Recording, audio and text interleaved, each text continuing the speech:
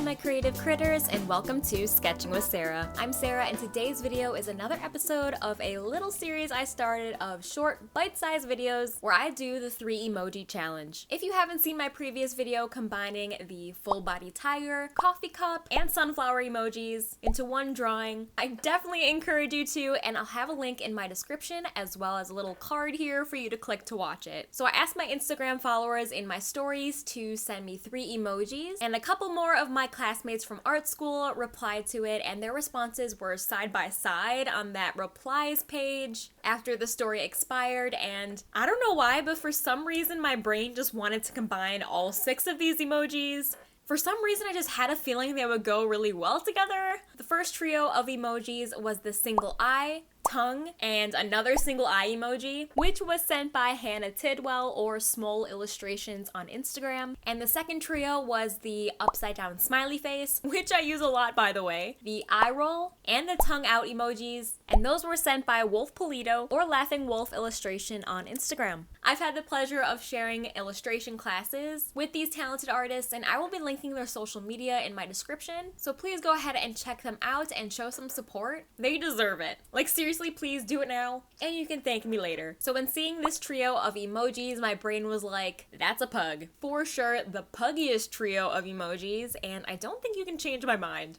It's just simply a pug with the giant eyes and the tongue, and the face is so squished with these emojis together in a line like this, like the pug smooshed face. And yeah, it's just a pug in my eyes, and I just couldn't unsee it, so I knew I wanted to draw a pug, and the second trio really helped me decide on what the pug was doing in the drawing. With the upside down face and the eye roll emoji next to each other, it made me think of maybe the pug is looking up at something hanging upside down. And at first I thought, what if the pug was sleeping on a couch with his belly up and his head upside down, like over the edge of the couch, and another animal like a cat or another pug was sleeping at the base of the couch and getting drooled on and eye rolling at him. I kept seeing this scene from 101 Dalmatians Patch's London Adventure, which I think I watched probably 1,000 times growing up, and I had like a childhood obsession with the 101 Dalmatians. But anyway, this was a scene where Patch was having a really hard time sleeping, with all his siblings annoying him as they slept with their dog breath and drooling.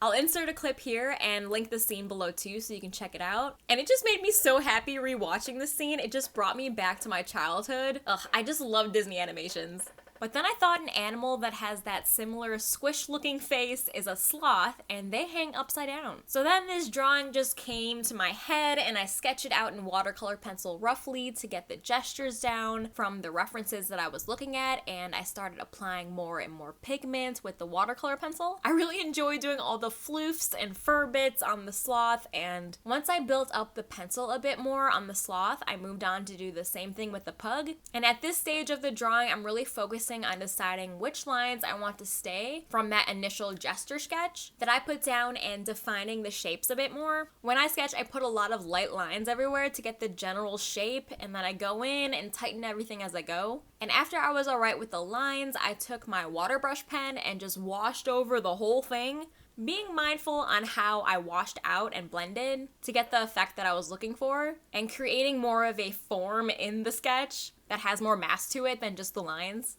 I love watercolor pencil because it is so water soluble, so any lines that I did make that I didn't end up wanting to keep as I tighten the lines up, I can just scrub out with the water brush pen, and it's like it was always meant to be there with a subtle wash of color there, you know? I usually go back and forth with the colored pencil and washes and gradually build up more and more depth, but for this sketch I just did it a few times and I called it complete. Sometimes a sketch like this will turn into a whole mixed media piece, and I'll add ink lines and colored pencil, and I have lots of videos of my mixed media process if you're interested to see that too. So for this sketch, I did end up leaving a bit of dry watercolor pencil because I do love the texture that it creates while also giving tighter lines in the creases, especially in the pug, because we all know that pugs are known for their iconic rolls and creases. I really was enjoying this raw, washed, and sketchy look for this drawing, and I just love this sloth's silly little blep and the pug's just confusion. I really hope you guys guys enjoyed watching how I interpreted these emojis, and I'm very curious to hear what you first thought of when presented these emojis, and what would you have drawn with them? Please leave me a comment, and I know you're all creative, and I love hearing how you guys interpret different prompts that I do. That's another reason I love prompt drawing and just art in general, because every person who looks at it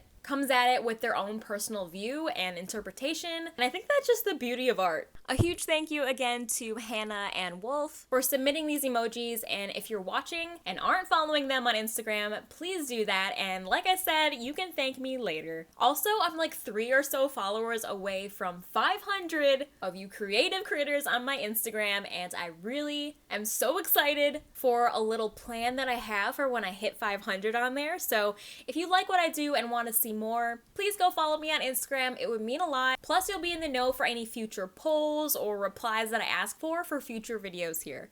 Anyway, if you enjoyed this video, please don't forget to leave it a like and subscribe here for more art and animal related content. I upload a new video every Friday, and I would love to have you become a creative critter with me and follow along on my YouTube journey. If you made it this far, leave a comment and tell me how you would have tackled combining these emojis. I am really curious. Anyway, thank you guys so much for watching. Stay creative, and I'll see you next Friday's video.